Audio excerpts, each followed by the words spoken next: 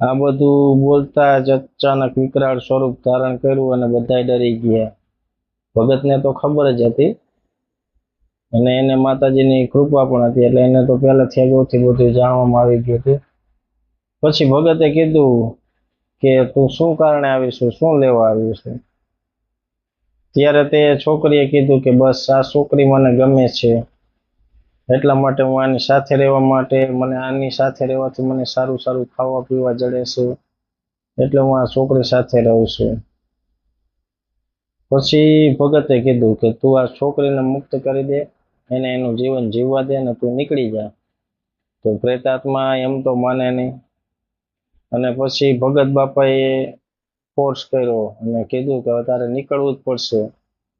ત્યારે તે છોકરીએ કીધું કે હું તો સ્કૂલની અંદર જ રહું છું, અને સ્કૂલ પણ તમને એક થોડુંક બતાવી દો. સ્કૂલ લગભગ અંગ્રેજો વખતની ચાલી જ આવતી હતી, આપણા વડવો વખતની.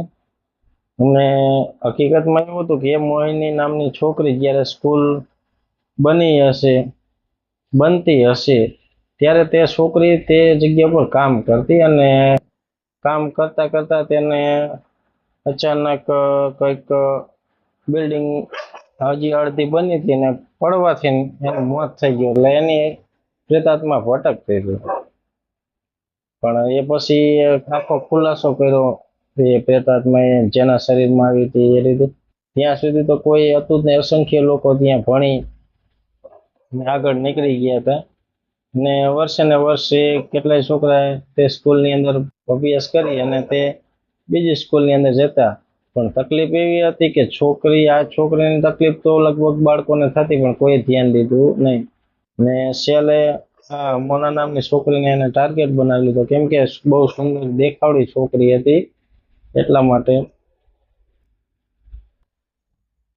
પછી ભગત બાપા અને માતાજી અને બજરંગબલી મહારાજને દયા છે કે પ્રેતાત્મા તે છોકરીને શરીરથી હટાવવામાં આવી, અને છતાં એ છોકરીને કીધું કે આ સ્કૂલે તો જશે, પણ આ લ્યો, આ હું દોરો આપું છું, આ દોરો આ છોકરી સાથે જ્યાં સુધી અહીંયા ભણે ત્યાં સુધી આ છોકરી પાસે જ રહેવો જોઈએ, અને નહીતર આ છોકરી એકવાર તેના શરીરમાં પ્રવેશ કરી ચૂકી છે તે ફરીવાર પણ પરેશાન કરશે.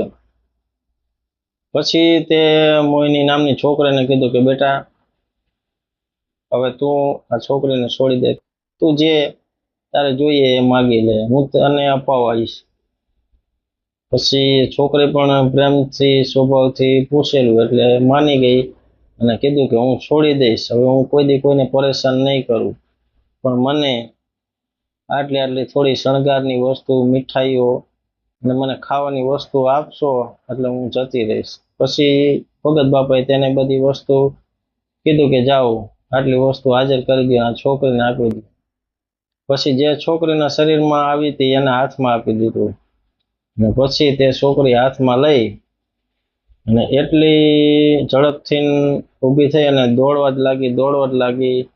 લગભગ 2 કિલોમીટર સુધી તે સતત દોડવા લાગી. ને જ્યારે એ સ્કૂલ નજીક પહોંચી અને ગેટ પાસે પહોંચી એટલે રાત્રિના 12 વાગ્યાના પછીના સમયે તે ત્યાં કણે એકદમ પડી ગઈ, અને તે આત્મા તેના શરીરમાંથી નીકળી ગઈ, અને મોના એકદમ ફ્રી થઈ ગઈ. અને અત્યારે હાલની અંદર મોના 8મા ધોરણની અત્યારે અભ્યાસ કરે છે, કે આ તેની સાથે 4 વર્ષ પહેલા ઘટના બની હતી. જો મિત્રો તમને આ કહાની સારી લાગી ને તમને પણ ડરવાનો શોખ હોય ને તમને પણ ભૂત પ્રેતની વાતોમાં રસ હોય તો આપણી ચેનલને સબસ્ક્રાઈબ જરૂરથી કરજો મિત્રો. ચાલો, જય માતાજી.